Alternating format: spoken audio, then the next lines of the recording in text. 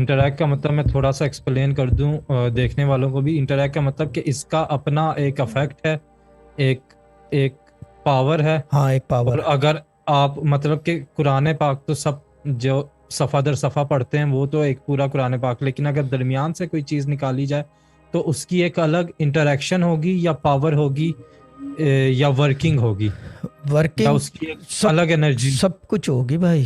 सब कुछ जी होगी। वर्किंग पावर, एनर्जी और जी इंटरेक्शन होगी बाकायदा।